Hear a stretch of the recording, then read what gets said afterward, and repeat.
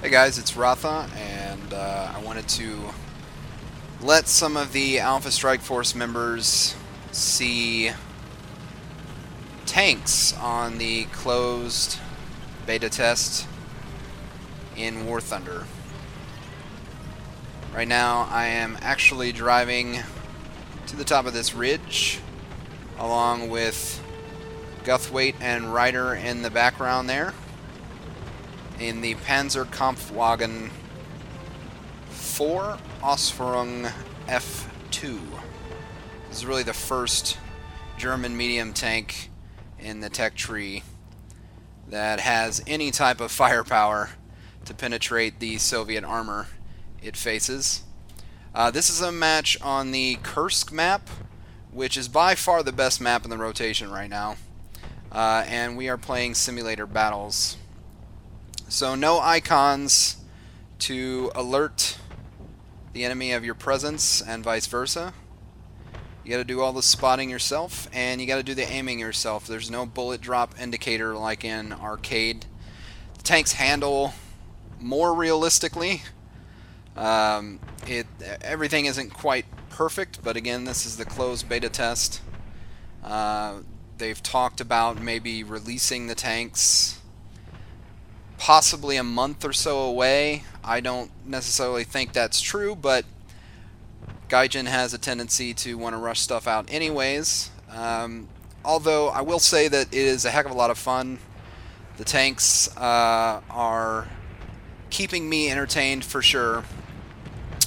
Albeit there are definitely some things that they need to work on, like the damage models and sort of just like the hit boxes and stuff like that. So right now I am in third person view, but I just switched to what I was looking at in the game. In simulator battles there is no third person view, that's just a replay function, but you sit essentially on the top of the turret where the commander would be, and then you also have a gunner port view that actually gives you a little aiming reticle and sort of a fixed rangefinder with some lines showing you 100-meter increments to try to help with your aiming. You don't actually get to see that in the replay mode. What you had just saw was me using the artillery view, which is used to drop artillery on a location. It allows you to look above. Right now I am actually in the gunner's port, but you can't see that, so there would be sort of a black outline with restricting your view to the gun barrel, and then a crosshairs with that rangefinder to help you aim.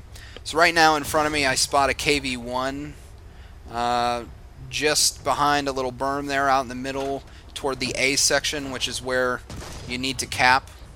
The other thing that's cool, one of the reasons why this is my favorite map and definitely the best map in the rotation, is just the sheer scale of it, and you can sort of see that here. There are tanks, I believe it's Panzer IV Ausführung H's, and so essentially that's on the German side, the Panzer IV H's, and then T-34s on the Soviet side are all the bots that you see. So if you don't see a T-34 on the Soviet side, and I believe they're 1942 T-34s, then it's probably someone you should shoot at, and it will be a player. And this guy, like I said, is a KV-1 that I'm shooting at now. I miss quite often, but that's simulator battles. You got to aim yourself, and judging that distance is part of the skill. This guy's completely unaware of where I'm at, and at this moment I realize I had actually gotten some hits on him, but I realized that I'm not doing enough damage from that distance, which probably means my ammo can't really penetrate at the distance I'm at, so I want to move in a little bit closer. The other thing you might see is aircraft. There are some IL-2 bots for the Soviets and some Junkers 87Ds for the Germans, as well as any players that might queue up in simulator battles that you do have to watch out for. But the bots are certainly nothing to really worry about.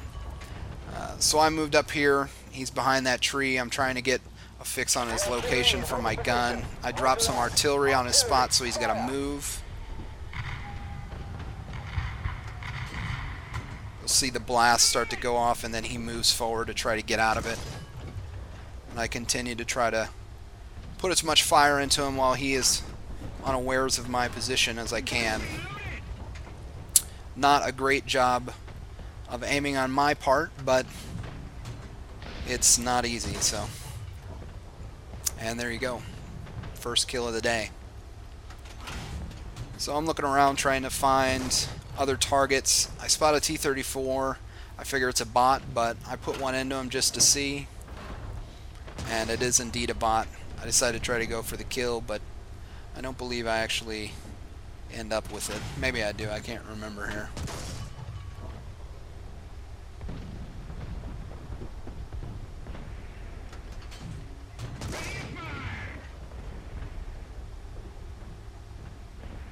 The thing that is nice about War Thunder's ground forces here is that you really do, I mean, to me, it really feels like you're in a tank, like it's not a toy, unlike, say, you know, some other games out there.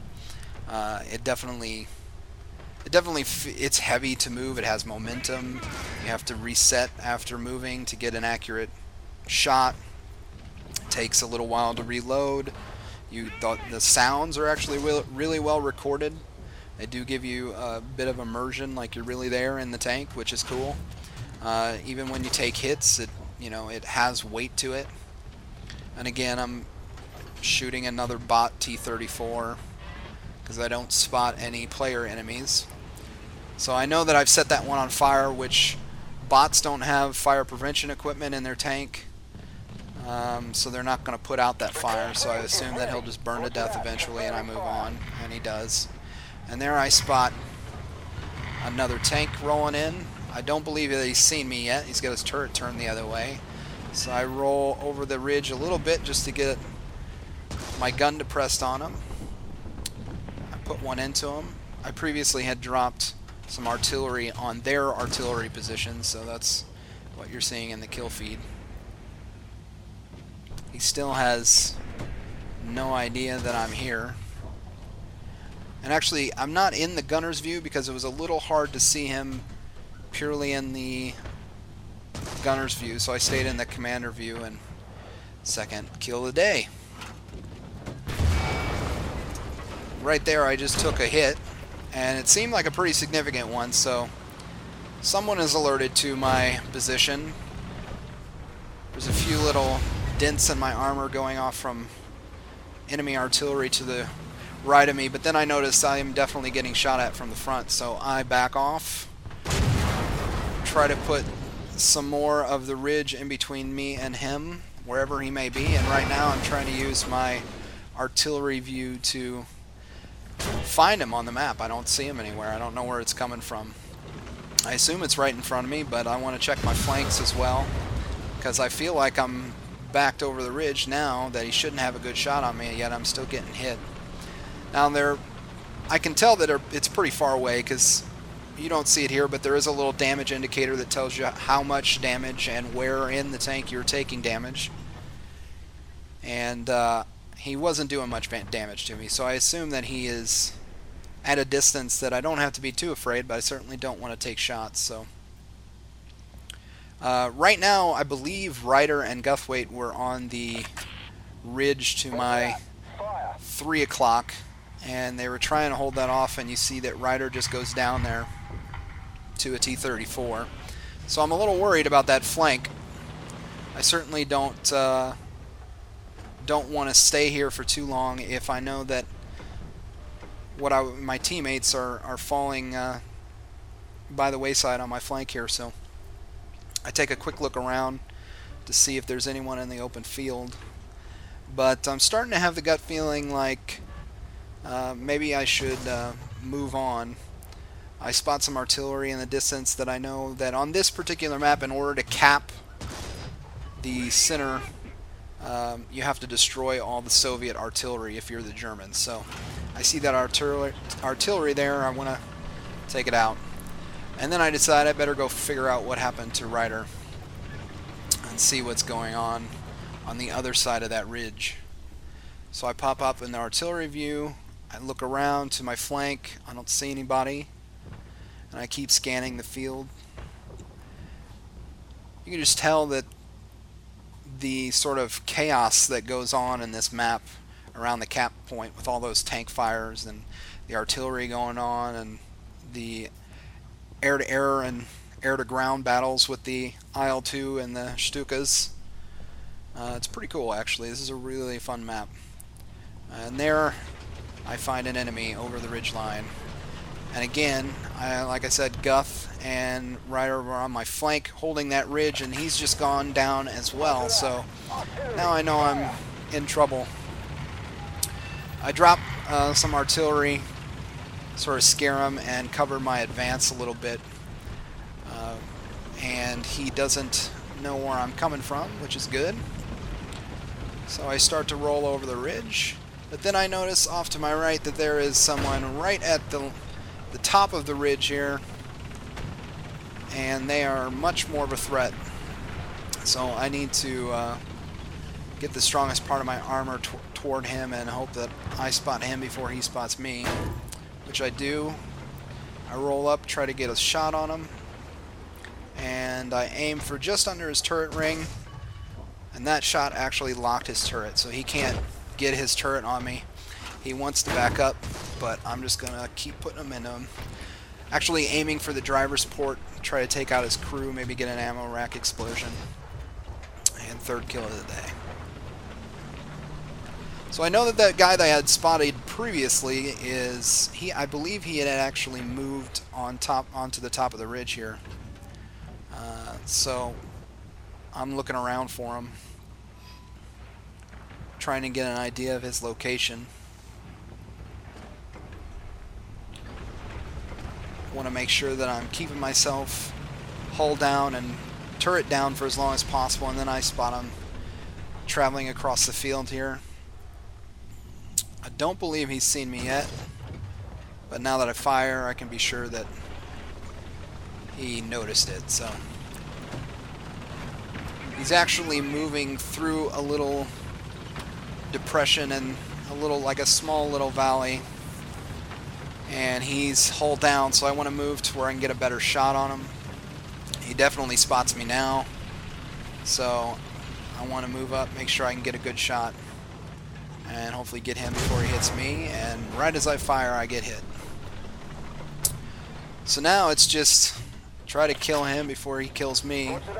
I drop some artillery just to give myself a little bit extra firepower, scare him a little bit, keep him moving, so I have time to aim my gun. And I've got a little bush in my way, it's making it difficult to see, so I stay in commander's view. And now he presents his hull to me, which means I of course am hull. My hull is exposed as well, and he actually sets my engine on fire. But lucky for me, my fire extinguisher works.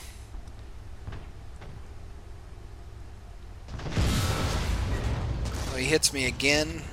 I believe he actually damaged part of my crew, maybe my loader. I can't remember what went off right there. But I keep firing at him, and right now I'm a little confused because I'm staring at the end of his gun barrel and he's not shooting at me. And my shots actually were not doing much damage to him. He had either angled his tank properly or something was wrong with the hitboxes here. And then Ryder, who had been right next to me, just got killed, so I'm definitely worried. As it turns out, right there, when I had looked around, I didn't see that T-34 that was right next to us initially, and why that guy didn't just put one into my backside, I don't know. Maybe he thought I was already dead. But I was not, and he's going to pay for it later. But I finish off the KV-1, and that's our 4th kill of the day. Right now I believe I'm actually repairing because he had damaged enough of my tank that I was immobile. Because there is field repair in this, as long as you have field repair research, your parts researched on your tank. And then I spot that T-34 that had killed Ryder. My turret still works, luckily. I set him on fire, although not in time to save the Stug 3 there. But my next shot sets off a fuel explosion, and he is dead. That's our 5th kill of the match.